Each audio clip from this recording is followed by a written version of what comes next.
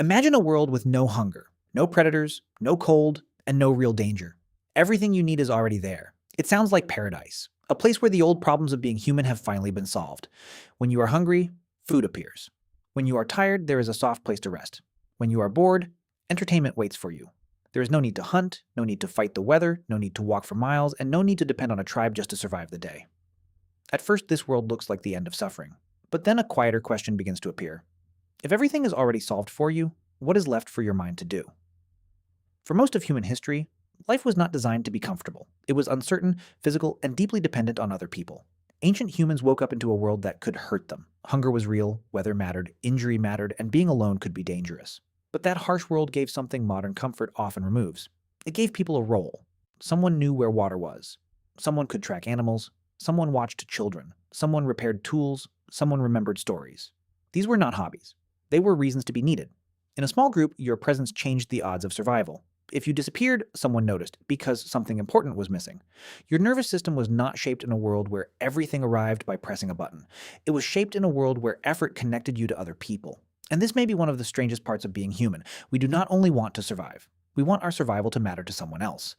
That is why the idea of a perfect world is more disturbing than it first appears. A famous set of animal experiments once tried to create something close to paradise. There was food, water, safety, and space built for a growing population. From the outside, it looked like a world with the main problems removed. But as the population changed, the behavior inside the perfect environment became strange. Social bonds weakened, some animals withdrew, others stopped behaving in ways that kept the group alive.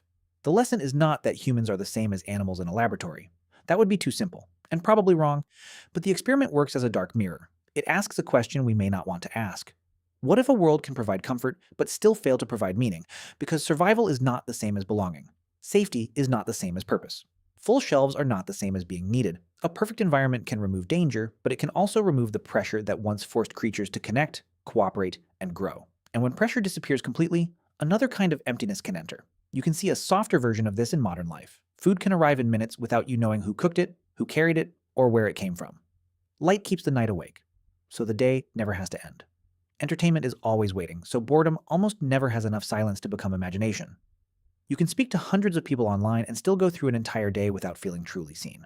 You can work from a room, order from a screen, date through an app, learn from an algorithm, and never need to ask a neighbor for anything. In many ways, this is a miracle. Modern comfort has saved lives, reduced suffering, and removed dangers our ancestors feared every day. But comfort has a shadow. The easier life becomes, the easier it is to become unnecessary to the people around you. This is not because modern people are weak, it is because the world around them has changed faster than the old human mind can understand. The ancient mind expects effort to lead to connection. It expects work to feed a group, stories to hold a group together, and danger to make people look toward each other.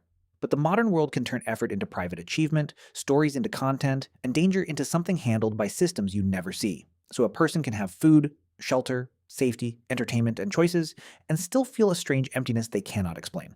They may say, I have everything, so why do I feel like something is missing? Maybe what is missing is not another object, another screen, another delivery, or another comfort. Maybe what is missing is the feeling that today mattered because someone else truly needed you.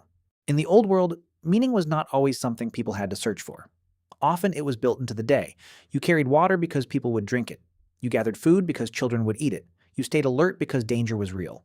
You learned skills because the group depended on skill. You remembered paths because getting lost could cost lives. Even rest had a place. Sitting by a fire was not just relaxation, it was where stories, warnings, jokes, and memories moved from one mind to another. Nobody had to ask whether their life had a purpose every morning. Purpose was woven into hunger, weather, children, fire, and the faces around them. That does not mean ancient life was better. It was brutal, painful, and often short. But it did make one thing very clear. Your actions were connected to the survival of others. Modern life often protects us from that pressure, and that protection is good. But it can also hide the connection. You may work on something no one around you understands. You may earn money from invisible systems. You may live beside people whose names you never learn. You may be surrounded by comfort, but separated from the small moments that once told the nervous system, you are part of this. And when the mind no longer receives that signal, it may begin to look for substitutes. It may look for likes, notifications, achievements, purchases, upgrades, and endless new forms of stimulation. Not because these things are evil, but because they imitate the feeling of being noticed. A notification says, someone saw you. A purchase says, something changed. An achievement says, you are moving.